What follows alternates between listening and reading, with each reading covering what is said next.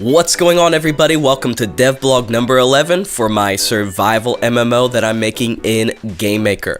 Don't forget to go to the website withzerty.com and you can read the full devblog and all the changes on there.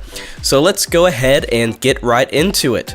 The first thing that I want to kind of show you is that I switched to GMStudio 2. So this game was originally being made in GMStudio 1.x, and I went ahead, made the switch. They did have a discount for GMStudio 2 on yoyogames.com, so I went ahead and bought it, and I transferred the game over to the new GameMaker, and to my surprise, it worked perfectly. I didn't have any problems at all, and I'm still not having any problems. I went ahead and even converted all the code that is obsolete. I went through my code and made all the changes.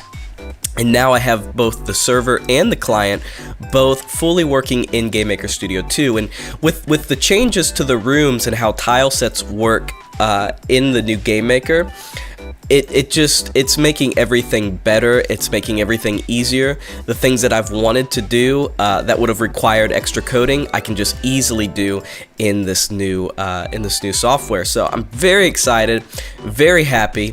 One thing that I have added now that I'm on GMStudio 2 is animated grass, which I clicked the wrong button there. Stop, door.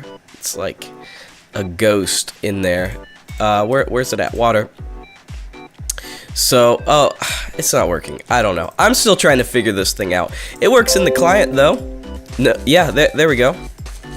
So, yeah, so there we go. We do have animated grass now. Water, sorry. we have animated water now, and there's the pig walking on the water like he does. So, yeah, that's fine. But yeah, so fully animated. So that was all done within the room editor of GMStudio 2. So I'm pretty happy about that. That's pretty sweet, right? Animated water. Okay, so that's part of it. And what I like too is it has auto tiling. So I went ahead and extended this kind of lake here all the way through the map.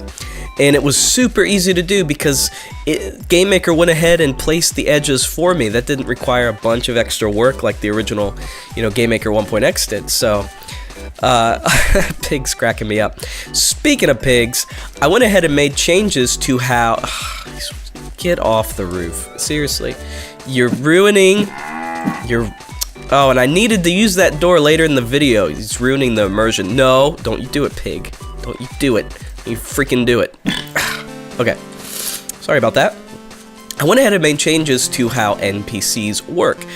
Originally, back when this was just going to be a survival MMO, and of course last video I talked about how I switched directions, NPCs were going to be both all the monsters and any just regular NPCs like this dude, people who could buy or sell. That was all going to be made in one big NPC system. I went ahead and changed that. Now there are two systems. There's an NPC system, which is this guy that you're looking at right here, Rahibith. He's my first NPC. And then we have a monster system, which is like that pig over there, and then the animals that I just murdered in the middle of a wall. So yeah, there's two systems now, and I went ahead and made it to where all the data for these creatures are basically stored in INI files. Originally, it was being generated by the server itself when you started the server. I didn't like that because if I did want to make some updates or changes when the game is further down the line, I would have to completely recompile the server to just change like how fast the creature moves around or whatever. So now I have this folder called Monsters, and I basically just configure everything in Notepad with an INI file.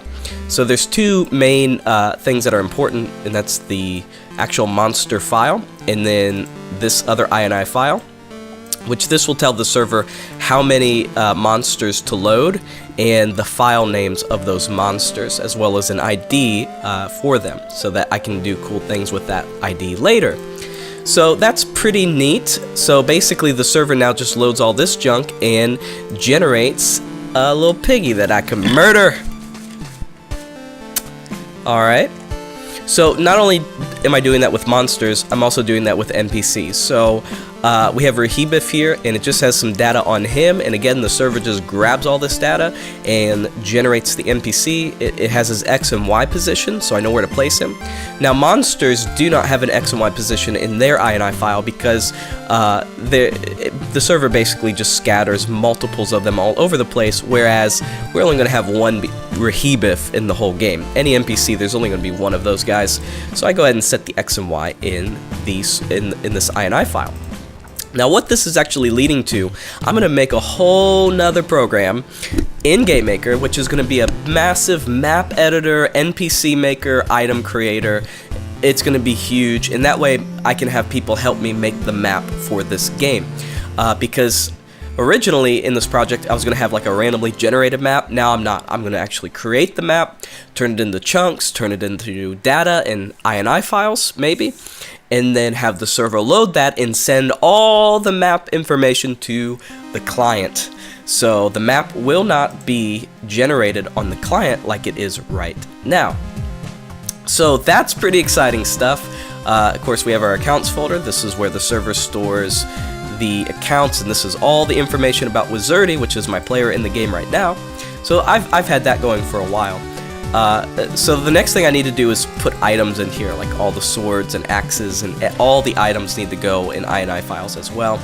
And then I'll begin working on the map.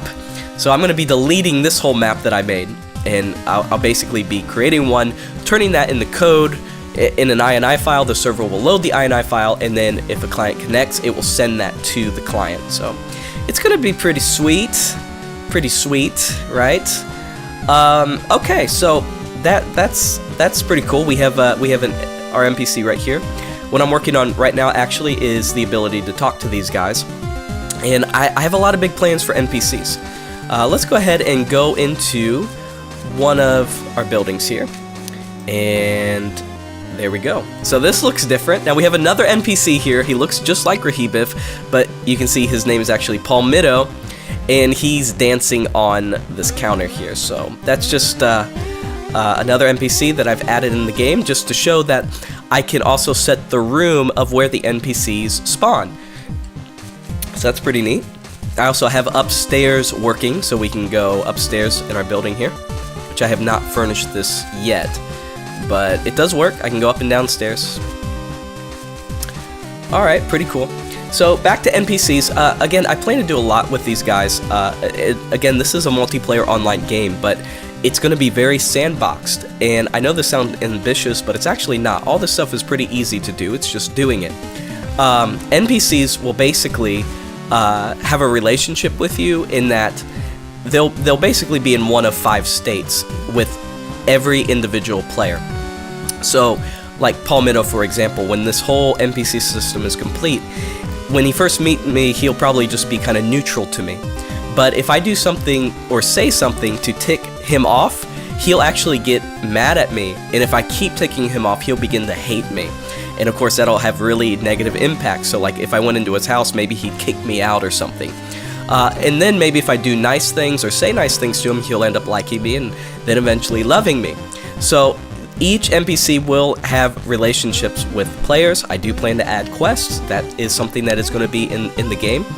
Also, all the furniture you see in Palmetto's house, or whatever this is, all of this is going to be destroyable and stealable. So there's not going to be anything, thank Morrowind, there's not going to be anything that's like stuck and you can't move it around or interact with it. That's from the beginning. I wanted everything that's in the game, I wanted players to be able to interact with all of that. So I could, for example, come into Palmetto's house, I could start breaking his chair, I could start hitting it with a sword or whatever, I could break it. Well, he's going to have, there's going to be, his objects are going to be tied to him, so he's going to be the owner of certain objects in his house, so that's going to make him upset. Now, if I steal something or I begin to break something, maybe he'll attack me, or, something like that. I do also want to add a bounty system, since this is going to be in the game, where if you do anything illegal like steal, or if you begin to break things, or maybe kill an NPC, then the guards will confront you. Of course, it'll be like Morrowind, where you can resist arrest, pay the fine, go to jail, so we'll have to add a jail in. Maybe that'll be later, the jail. Maybe it'll just be resist arrest, pay the fine at the beginning, but we'll see. So there does have to be consequences for doing that kind of crazy stuff, because you're not only messing with an NPC, you're messing with the other players who are also going to be coming to his house. They could come into the house after you to find everything's broke, everything's stolen, and Palmetto is dead. So what happens when that happens? Because obviously that could ruin the game. Well, the server is going to save every 12 hours. So on a 12-hour period, the server will actually refresh. So all the furniture will come back. His house will be totally refreshed. And Palmetto, even before the server save, he will respawn like every 10 minutes. Now, if you go back after killing him, he's going to hate you, but NPCs will spawn, but their houses only every 12 hours will refresh. So that's what I'm working on. That's what I'm planning to make happen in the game. Of course, downstairs works, but I don't think there's any way for me to go back upstairs, so I'm not going to do that right now. So yeah, let me know what you think about all that. I do want NPCs to be a really awesome thing in the game. Go ahead and leave. I do have this door working as well. This house, we can go in it. Of course, there's a dead cow in the way.